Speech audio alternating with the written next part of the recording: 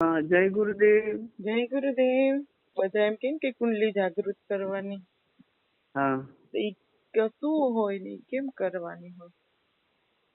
કુંડલી કેને કહેવાય, કેવી રીતે જાગૃત કરાય ને? હા, હા, એ કુંડલીની નામ એટલા માટે નાખીને એ કુંડલીની શક્તિ એ મૂલાધાર કેન્દ્રમાં 3.5 આંટી મારીને ત્યાં સુષુપ્ત અવસ્થામાં હે. એટલે કુંડલ આકારથી આંટી મારેલી ને એટલે કુંડલીની કહેવાય. એ કુંડલીની શક્તિ જાગૃત કરવા માટે તો એ સંન્યાસી કરીએ કે આપણા ગ્રહસ્થનો ધર્મ નથી, કારણ કે ગ્રહસ્થમાં એના માટે વીર્ય હોવું જરૂરી હોય.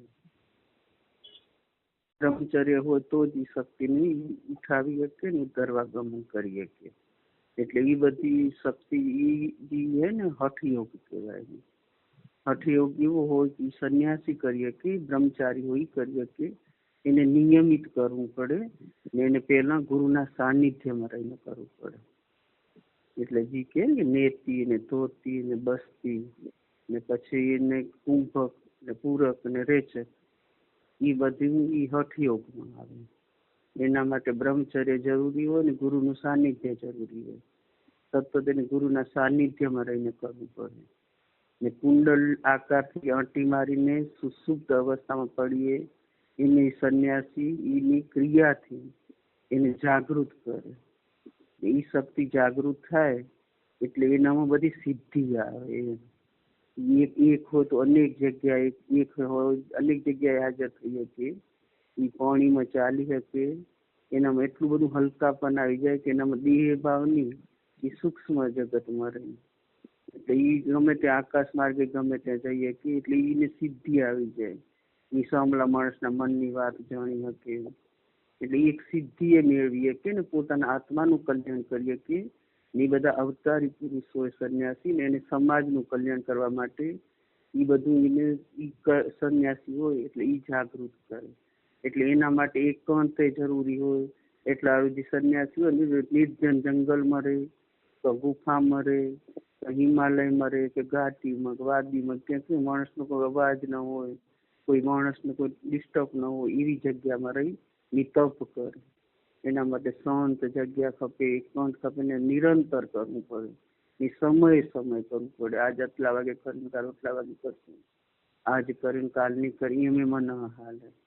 એટલા માટે એ સંન્યાસી એમ કીધું કે ગ્રહસ્થ માટે સંન્યાસ ને ગ્રહસ્થ ધર્મ જ અલગ છે. એ પછી સિદ્ધિ સામાન્ય માણસનું કેવી રીતે જીવનમાં કલ્યાણ થાય એ જાણ કરે. કે આ પેલો આ ધર્મ બધું કરે. શંકરાચાર્યજી ગુરુ થયા એ અવતારી પુરુષ જ હતા ને અવતારી પુરુષ આ સંસારમાં કેવી રીતે ભક્તિનો માર્ગ ચાલુ રહે, એ રીતે સામાન્ય માણસ પોતાનું કલ્યાણ કરી શકે. આ બહિર જગતમાં માણસ માયામાં ફસાઈ ગયું હોય એ કેવી રીતે આત્મ જગતમાં બ્રહ્મ જગત એમ કે આત્મભાવમાં બ્રહ્મભાવમાં કેવી રીતે આવીએ કે પોતાનું કલ્યાણ કેવી રીતે કરી શકે. એટલા માટે ભક્તિનો પ્રવાહ ચાલુ રાખવા માટે અવતારી પુરુષ સમયે એનું પ્રાગટ્ય થતું રહે. ને આપણા જેવા સામાન્ય જીવને એ રીતે તમારે સંસારમાં રહીને આ તમારું પોતાનું કલ્યાણ કરવું એવું આપણે સમજાવતા રહે. એટલે આપણે એ સંન્યાસીથી એ હઠયોગ આપણાથી ન કરાય, પણ બે રસ્તે જવાય કે હઠયોગ કે ને રાજયોગ કે. રાજયોગ એટલે સહજ યોગ એમ કે આપણે સહજ યોગ આપણે સંસારી આપણે ગુરુજી આપી મંત્રમાં જ એટલી શક્તિ હોય રહી કે આપણે મંત્રથી આપણે રટી, પણ એનામાં શું હોય કે જાગૃત કરવું પડે. તો એના માટે મન એકાગ્ર હોવું જરૂરી છે. એટલા માટે એમ કરે કે તમે કેટલો જપ કરે, કેટલો તપ કર્યું, પછી કેટલું શું એ કર્યું એ મહત્વ નથી બન્યું. તમે કેટલો નિર્વિચાર બન્યો, તમે કેટલા એકાગ્ર બન્યો એ જરૂરી છે. આપણે એક નામ લીધેલું કરી અફળ તો જતું નથી, પણ એ એટલું ફળે ને તમે જે મન એકાગ્ર થાય એટલે આપણે જ્યાં સુધી માયામાં હોય, આપણે જ્યાં સુધી ઈચ્છા હોય કામના હોય, એ ઈચ્છા ને કામના આપણે બહિર લઈ જાય, બહિર્મુખ લઈ જાય, આપણે દેહ ભાવમાં રાખે. કારણ જે આત્મભાવના જે વિચાર આવે એને આપણે આત્માનું કલ્યાણ કરવું હોય તો આપણે અંતર્મુખ બનવું પડે. અંતર્મુખ બનવું પડે એટલે એમ કે મન એકાગ્ર કેવી રીતે કરવું, તો આપણે કહીએ કે જે મન શાંત બને, જે મન એકાગ્ર બને તે અંદર સુષુપ્ત અવસ્થામાં પડેલી શક્તિ છે ને એ અમુક ઝંકૃત થાય એમ કે, એટલે એ કંપાયમાન થાય. ઈ શક્તિ જે મન એકાગ્ર થતાની સાથે અંદર શક્તિ એ કંપાયમાન થાય. એ કંપાયમાન થતા આપણે કેન્દ્ર એ બધા કંપાયમાન થતા જાગૃત થાય. જે કહેવાય ને 7 ચક્ર એ બધા, એ 7 ચક્ર જે આપણે મન એકાગ્ર થાય એટલા માટે મન એકાગ્ર કરવાની એના ઉપર બહુ ભાર મૂક્યું હોય. જો મન એકાગ્ર આપણું થશે તો તરત જે મન એકાગ્ર થાય એટલે સુસુપ્ત અવસ્થામાં પડેલી શક્તિ એની કંપાયમાન થાય અંદર. કંપાયમાન થાય એટલે ધીરે ધીરે એ શક્તિ ને એ જે 7 ચક્ર એ ધીમે ધીમે ખુલવા માંડે. એટલે જેટલું આપણે મન એકાગ્ર થાય, જેટલું આપણું મન એકાગ્ર થાય એટલે સુસુપ્ત અવસ્થામાં પડેલો ચક્ર એ શક્તિ એ જાગૃત થાય. આપણે સંસારી માટે મન એકાગ્ર કરવાની જરૂર હોય. જેટલું બહિર્મુખ આપણે હઈ, જેટલા માયામાં હઈ, જેટલા સંકલ્પ વિકલ્પમાં હઈ, જેટલા વિચારમાં હઈ, એટલા આપણે બહિર્મુખ રહી રહ્યા. એ કામના ઈચ્છા આપણે જીવનમાં પૂરી જ ન થતી, આ પછી આ ને આ પછી આ, એટલે એ આપણે બહિર્મુખતા લાવે. જદી આપણે આવા સંતોનું સાનિધ્ય મળે એટલા માટે એમ કરે કે જેટલા તમે જપ વધુ કરો, જેટલું સત્સંગ વધારે સાંભળો, એટલું તમને એનું મહત્વ સમજાય. આપણને એનું મહત્વ આપણે સમજાય એટલે આપણે કરવાનું મન થાય. જે આપણે કરવાનું મન થાય એટલે જેમાં આપણે કોઈ પણ વસ્તુ હોય એમાં સફળતા આપણે મેળવવી હોય તો એના પાછળ આપણે થોડુંક એવું મન એકાગ્ર કરવું પડે. એના માટે દિવસ રાત આપણે મહેનત કરવી પડે. હવે બાળકે તો આપણે જે માને ખબર હે કે બાળકને કેટલી મસ્ત મીઠી મધુરી ઊંઘ આવે સવારના પોરમાં, પણ એ માને ખબર હે કે જો મારું બાળક ઊંઘમાં રહી જશે ને ભણવા નહીં જાય ને એની ચિંતા માને હોય. હજી બાળકને સમજણ નથી કે મારે ભણવું એટલે શું કર, શા માટે ભણવા જવું હોય એમ. પણ માને ખબર હે જો ભણશો તો તમે સારી ડિગ્રી લઈ શકશો, ને સારી ડિગ્રી લેશો તો તમારું જીવન સફળ બનશે. જે જીવનમાં તમે ધારો એવું જીવન તમે બનાવી શકશો, તમે તમારી ઈચ્છા પ્રમાણે જીવન જીવી શકશો. પણ એ બાળકને ખબર નથી. એ બાળકને તો ઊંઘમાં ઉઠાડી એટલે માં કેવી હેરી જેવી લાગે એમ. ને રોજ કે શું ભણવા જવું, ના લેસન કરવું, ના ટ્યુશન જવું ને એમ. એકડો ને બગડો ફૂટવામાં શું આપણું કલ્યાણ થઈ જનારું. પણ એમ કરતા કરતા ધીમે ધીમે અને સમય લાગે. જે બાળક મનથી ભણેરું એ કેવું ધીમે ધીમે ડિગ્રી લે, પછી એમાંથી કરે ને માસ્ટર ડિગ્રી કરે. માસ્ટર ડિગ્રી કરે એટલે સ્પેશિયાલિસ્ટ બને એમ. એટલે એવું જ આ આધ્યાત્મિક જે ભૌતિક જગતમાં એવું જ આધ્યાત્મિક જગતમાં. સામાન્ય રીતે તો આપણા આ ધર્મ આપણે ખબર હે કે આપણે આ દહન કેવી રીતે કરવું, પુણ્ય કેવી રીતે જમવાનું, એમ થાય કીડીને દહીં, કૂતરાને દહીં, ગાયને દહીં, આ જે ભિખારીઓ એને દહીં કે કોઈને ઉપયોગી થઈ, એ સામાન્ય જ્ઞાન તો બધાને હોય. એના માટે એમ કે એ પુણ્ય બનેલું એમ. પણ એ પુણ્ય એ આપણા દેહનું કલ્યાણ કરશે, અભૌતિક સુખ મળશે. પણ મારું આ આવાગમનના ચક્કરમાંથી કેવી રીતે છૂટવું, એના માટે કરે કે જે સ્પેશિયાલિસ્ટ હોય, જેને જીવનમાં તો હાંસિલ કરીને જેને સફળતા મેળવી, એટલે એમ કે એ થોડુંક માસ્ટર ડિગ્રી ને કે મને મારું કલ્યાણ કેવી રીતે કરી લેવું એમ આ સંસારમાં રહીને. એ તો આપણે સામાન્ય ધર્મ તો બધાને આવડે, બધા કરે બિચારા, પોતાનું કલ્યાણ કેને ન કરી લેવું.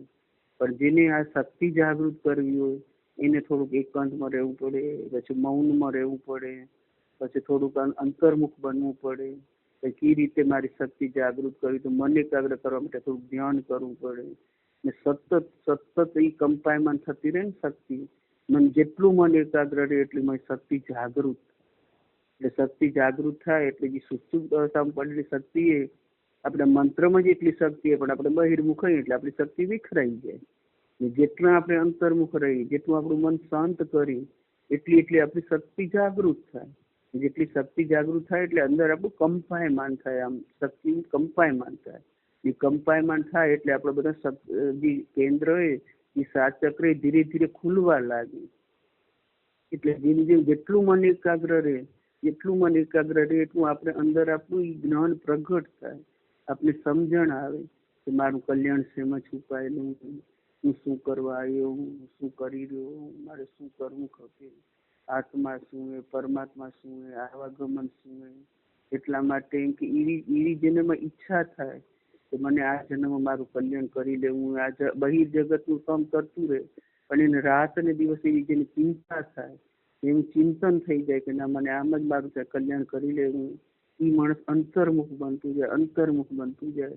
એટલે એ અંતર્મુખ બને એટલે રાત અને દિવસ અંતર્મુખ બને એટલે સુષુપ્ત અવસ્થામાં પડેલી શક્તિ જાગૃત થતી જાય. એ બધા જે 7 ચક્ર ધીમે ધીમે ધીમે ખુલતો જાય, જે ચક્ર ખુલે એટલે એના કમ્પાઈનમેન્ટ થતો મન એકાગ્ર થાય એટલે બધા ચક્ર આમ ઝંઝણાટ થાય એનામાં. ધીમે ધીમે ધીમે એ શક્તિ ઉદ્ધરવા ગમન થતી જાય. ઉદ્ધરવા ગમન થાય એટલે મનુષ્ય એવું પ્રાણી કે ઉપરથી શક્તિનો સંચાર થાય રહ્યો. એટલે જેમ જેમ શક્તિનું ઉદ્ધરવા ગમન થાય, 7 ચક્ર ખુલે એટલે ઉદ્ધરવા ગમન થાય, સુષુમ્નાનું દ્વાર ખુલે, એ શક્તિનો સ્ત્રોત જઈ અંદર ઉદ્ધરવા ગમન થતા ઉપરથી જઈ બ્રહ્મરંધ્રથી શક્તિ આપણામાં અવતરિત થાય. એટલે અવતરિત થાય એટલે કે ગંગા જમના સરસ્વતી તપાસી લો આપમાં, ત્રણેય નદીઓ આવી મળશે ત્રિવેણીના ઘાટમાં. એટલે એ બધી શક્તિ એ ઉપર એ પછી આપણે અંદર એ આપણે કેમ પ્રવાહી રૂપે આમ જેવું આપણે શાંત મન કરીને વિચારશું એવું આપણે અંદરથી અમૃત ટપકેલું, અમૃત ઉપર ભરેલો હોય ઉપર કુંભ, પણ એ કુંભ એને અવળો હોય એટલે એની શક્તિ જાગૃત થાય તો એ કુંભ આપણે અંતર્મુખ બને તો અંતર આપણું એ શરીરમાં એનું સ્ત્રાવ થાય. એ સ્ત્રાવ આપણે બોડી માટે પણ બહુ સારું હોય, આપણો રોગ એ ઓછો થઈ જાય. એ સ્ત્રાવ થતાં આપણું આત્માનું કલ્યાણ થાય, આપણે સમજણ પડવા માંડે. એટલે એમ કરે કે તમે જે મન એકાગ્ર કરવું તો તમારી જીભે એને તાળવામાં ચોટાડી તાળવામાં સતત જેને ગંગા જમનાની નદી ત્રણે કે ત્રિવેણીના ઘાટમાં એનો સ્ત્રાવ થઈ રહ્યો. એ સ્ત્રાવનો આસ્વાદ ઈ માણસ લઈએ કે એનામાં રચ્યું પચ્યું રહે. એટલા માટે કરે કે એ શક્તિ હઠયોગ આપણે ન કરીએ કે સહજયોગ. સહજયોગ કેને કહેવાય કે તમે જેમ બને શાંત રહો, શાંત બનીને તમે એમ કે જેમ બને એમ જબ મન એકાગ્ર કરો, મનને નિર્મળ બનાવો, કામ ક્રોધ લોભ મોહમાંથી તમે ઉપર ઉઠો ને મારું કલ્યાણ શેમાં છુપાયેલું ઈ જાણી લો. આ જગતમાં આજ આપણે કાલ આપણું શું થશે આપણે ખબર નથી, પણ નામ રૂપી ધન એવું કે આપણે ત્રણેય લોકમાં આપણું સન્માન અપાશે ને ત્યાં આપણે એના મહત્વની આપણે ખબર નથી. એટલે આપણે શાસ્ત્ર થોડાક વાંચવાનો, સંતો શું કહેવા માંગે એ સાંભળવાનું, સાંભળવાથી આપણે એને મહત્વની ખબર પડે, એનું મહત્વ સમજાય એટલે આપણે એ કરવાનું મન થાય. આ તમારે રોજનું કરવું છે પણ હું હવે શાંતિથી મારું પોતાનું કલ્યાણ આ લોકનું તું કરી લે, પરલોકનું ભાથું બાંધી લઉં. એમ એક દિવસનો પ્રવાસ જવો તો આપણે ખાવાની ચિંતા કરી, તો આપણે પરલોકમાં જવું તો એમ કે આપણે ટિફિન બનાવી એ રીતે આનું આપણે એક ભાથું બાંધી લઈએ. એ નામરૂપી ધનનું ભાથું બાંધી લઉં, મારું આત્માનું કલ્યાણ કરી લઉં. અહીંયા તો હું બધું શાંતિથી મળી રહ્યો પણ હું જઈશ ત્યાં મારે કેવું ધન ખપશે, એટલે નામરૂપી ધન હશે, મન એકાગ્ર કર્યું હશે. એમ કહેવાય કે જેને આત્મા જાણ્યો અને સર્વ જાણ્યું. ને કહેવાય કે એકને જાણી લેવાથી બધું જણાઈ જાય. બુદ્ધ કહેવાય કે તમારા મનનું તમે એકાગ્ર કરી શકો, તમે તમારા મનને સમજાવી શકશો તો બીજા કેને સમજાવવાની જરૂર નથી. એકને જાણી લે તો બધું જણાઈ જાય, કારણ કે એક જ બધામાં વિલસી રહ્યો હોય. આપણા આત્માને આપણે સમજાવી દઈશું તો બીજાને આપણે સમજાવવાની જરૂર નથી. આપણે આત્માને જાણી લેશું તો બીજું કંઈ જાણવાની જરૂર નથી, કારણ કે બધામાં એક જ આત્મા વિલસી રહ્યો હોય. એને કીધું કે બધા સ્વરૂપ મારા એમ. એટલે ક્યારે કે ઉમા કહું અનુભવ અપનું સત્ય એમ કે એક જ પરમાત્મા એ, બીજું બધું ખોટું હોય એમ. એટલે એમ કરે કે જે હાલ ભાષ્ય કંઈ સત્ય નથી, એનામાં બેઠું એક પરમાત્મા તત્વ એનાથી કેમ કે ઢીંગલીને જેમ ઓલે મદારી નચાવી રહ્યો હોય એમ જાદુગર એવો જ આખી એટલે અંદર બેઠો હોય આપણે નચાવી રહ્યો હોય. બાકી આપણે તો કંઈ સહી જ નહીં, જે છે પરમાત્માની તત્વ એક જ એમ. એટલે ઈ તત્વને જો જાણી લેશું તો બધું જણાઈ જશે. ઈ તત્વને મેળવી લેશું તો આપણું કલ્યાણ એમાં છુપાયેલું હોય. એટલે નામરૂપી ધન એક અમૃત સમાને, એ નામને જાણી લીધું, એ નામને જેને માણી લીધું એ બધું એનું મેળવી લે. એટલે આપણે જેમ બને એમ આપણાથી બીજું થાય ન થાય તો મન એકાગ્ર કેવી રીતે થાય કે મન એકાગ્રતા જ્યાંથી આપણું મંત્ર ઉઠેરો ત્યાંથી જ વિચાર ઉઠેરો, એમ જ આપણે ધ્યાન કેન્દ્રિત કરવાનું. મંત્રને એ રીતે મંત્રમય બનાવવાનું. એક મંત્ર ઉઠ્યો, બીજો મંત્ર ઉઠ્યો, ત્રીજો મંત્ર ઉઠ્યો, ચોથો મંત્ર ઉઠ્યો, એ મંત્ર વચ્ચે ગાફલ નથી થવાનું. એ ગાફલ આપણે જરીક આપણે ગાફલ થઈ રહ્યા તો ત્યાંથી વિચાર ઉઠેરો, એટલે એમ જ ધ્યાન પરોવાનું. એવું મનમાં આપણે એવું લય થઈ જવાનું, મનમાં એવું એકાગ્ર થઈ જવાનું. ભલે જે 1 મિનિટ 2 મિનિટ 5 મિનિટ આપણે જરીક સમય મળે તો આપણે શાંતિથી 1 મિનિટ 2 મિનિટ બેસી એવું મન એવું એકાગ્ર કરી એ નામ લઈ, ભલે 5 મિનિટ નામ લઈ પણ એવું નામ લઈ કે એના વચ્ચે કોઈ વિચાર ના આવો ખપે. ધીમે ધીમે નિર્વિચાર ને આપણે એ ને આપણી સમય વધતો જશે. પેલું એક મિનિટ લાગશે, પછી 2 મિનિટ લાગશે. એવું મંત્ર બોલું વચ્ચે તમારે વિચાર જ ના આવે. એમ મનમાં આપણે મંત્ર એવો લેવાનો થાય કે આપણે બોલી રહ્યા, આપણે દેખી રહ્યા, એને સાંભળી રહ્યા, એમાં આપણું મન એકાગ્ર કરવાનું. એટલે એમાં આપણે ઓટોમેટિક લય થઈ જશું. જેમાં આપણે એમાં ઓટોમેટિક લય થશું એટલે મંત્ર એકાગ્ર થતા શક્તિની કેન્દ્ર બધા જાગૃત થશે. એટલે સંસારી માટે આપણે એ હઠયોગ નથી પણ અને રાજયોગ કહેવાય. રાજયોગ એટલે સહજ યોગ. એમાં કોઈ મહેનત કરવાની જરૂર નથી, એમાં કંઈ આપણે ચિંતા કરવાની જરૂર નથી. ધર્મ કંઈ આપણે સિરિયસ થવાનું શીખવાડતું નથી. ધર્મ તો આપણે ખુશ રહેવાનું શીખવાડેલું. ધર્મ એક આનંદમય, ખુશી છે, એક લાવો હોય. એ લાવો આ મનુષ્ય રૂપી અવતારમાં આપણે મળ્યો હોય ને આપણે લાવો લઈ આ જ અવતારમાં આપણે આપણું કલ્યાણ કરાવી લઈ. એ નામ રૂપી ધન આપણા કને હશે તો એ ત્રણેય લોકમાં આપણે સન્માન અપાવશે. આ એવા સ્ટેજ ઉપર આપણે ઊભા હોય, એમાંથી આપણે દેવ બનવું છે તો બની શકશું, દાનવ બનવું છે તો બની શકશું. એટલે શું બનવું એ આપણા હાથની વાત છે. જો આપણા કને નામ રૂપી ધન હશે તો આપણે ઊંચામાં ઊંચી ગતિ થશે ને આપણે પોતાનું કલ્યાણ કરવું છે તો આપણે કરી શકશું. જે સુખની આપણે ઈચ્છા રાખી રહી આ દેહમાં નહીં મળે. આ તો મૃત્યુ લોક, એના શરીર નાશવંત છે. નાનું બાળપણ હતું, યુવાની આવી, ગળપણ આવી, શરીર જર્જરિત થયું ને મરવાનું. ના શરીરે તો બધા રોગ આમાં આવવાના. એટલે આ દેહ હશે તો દેહમાં એવું શક્ય જ નથી કે આપણે કોઈ રોગ ના આવે. કારણ કે એ બાળપણ હતું, યુવાની આવી, ગળપણ આવી, શરીર જર્જરિત થયું, અનેક રોગ આવવાના. પણ એના માટે ચિદાનંદ સ્વરૂપ જોશે કે આપણે જેવું ધારીને હું આવીને આવી રહું, મારી બધી ઈચ્છા પૂરી થતી જાય, મારામાં કોઈ રોગ ન હોય, મને કોઈ શોખ ન હોય, મને કોઈ દુઃખ ન હોય, મને વ્યાધિનું ઉપાધિનું કોઈ દુઃખ ન હોય. તો આ દેહમાં શક્ય નથી, આ મૃત્યુલોકમાં શક્ય નથી. પણ આ જી મેળવવું હશે તો આ સાધનથી જ સાધ્ય સુધી આપણે પહોંચી શકશું. એટલી આપણે સમજણ આવે એને જ્ઞાન કહેવાય. આ જન્મને મારે કઈ રીતે સફળ બનાવવો, આપણે પોતાનું કલ્યાણ મારે કઈ રીતે કરી લેવું, એને વધુમાં વધુ એના માટે સમય હું કઈ રીતે આપી શકું. એવી જાય આપણે આપણું પોતાનું કલ્યાણ કરવાની આપણે ઈચ્છા થાય ને એટલે આપણે ઓટોમેટિક આપણે એમાંથી સમય આપણે આ મળી છે. જે આપણી ઈચ્છા હોય ને એ આપણે મનને જેવું આપણે કઈ મન આપણું પછી આપણે રોજ એને એવી આદત પાડી એટલે મને એવી આદત પડી છે. એના વગર પછી આપણે ફાવે નહીં, કામ આપણે ગમે તે કરતા હોઈએ પણ મનમાં આપણું પરમાત્મામાં રહે. એવી જ ભાવના આપણામાં આવી જાય, પોતાનું કલ્યાણ મારે પોતાને જ કરવું. જેટલી વખત અહીંયા આવશું તો ગમે તે કર્યા વગર છૂટકો નથી. ને આ લોકમાં આવ્યા પછી કેને શાંતિ એ તો આપણે મળવાની. આ શરીર કેને નિરોગી તો આપણું નિરોગી, બધામાં રોગગ્રસ્ત કોણ નિરોગી તો આપણે નિરોગી રહી શકશું. કેને સર્વ સુખ તો કેને નથી મળતું.